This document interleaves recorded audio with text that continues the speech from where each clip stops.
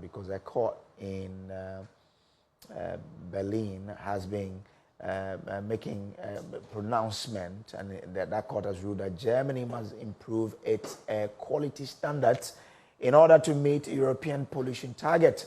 The court ruled in favor of a leading environmental group that had sued the German government. This is one of a flurry of recent suits by activists and environmental organizations against the government's climate policies. DW's Giulia Saudelli is in Berlin for us. Giulia, why have environmental groups been taking the German government to court?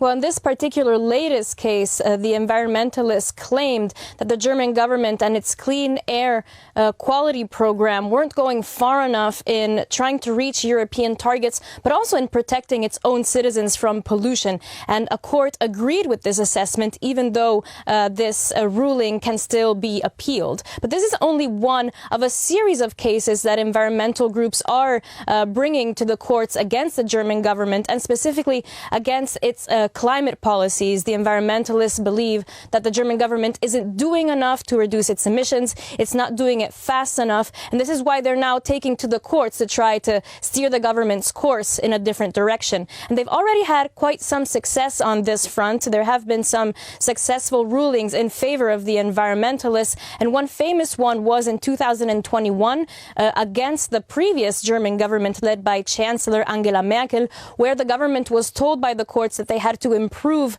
their climate policy because by continuing on their course, they were going too slow in reducing their emissions. They were actually being unconstitutional. They were injuring the right of young people and future German citizens to have a clean and safe environment to live in, which climate change would threaten.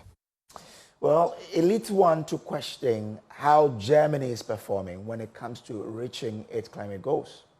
Has set some quite ambitious goals for itself. For example, it wants to be climate neutral by 2045. That means it doesn't want to emit more CO2, more carbon into the atmosphere. And we've seen some progress happening in Germany. We've seen that, for example, in the first half of this year, 65% of electricity has come from the renewable sources. We've also seen that data points to the fact that last year it was a record in Germany for new solar plants and new solar systems. So we've seen some progress there. But at the same time, we've heard from a panel of climate experts who advise the government that they say that Germany risks missing its 2030 targets for carbon emissions. And in particular, the transport and the construction sectors are too slow and are not doing enough to reduce their emissions. And this is why the environmental groups are really trying to push through the courts. They want to see more speed and more efficiency in reducing emissions.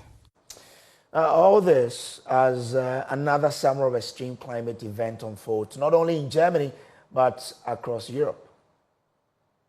No, we've seen again some extreme weather events happening in Europe.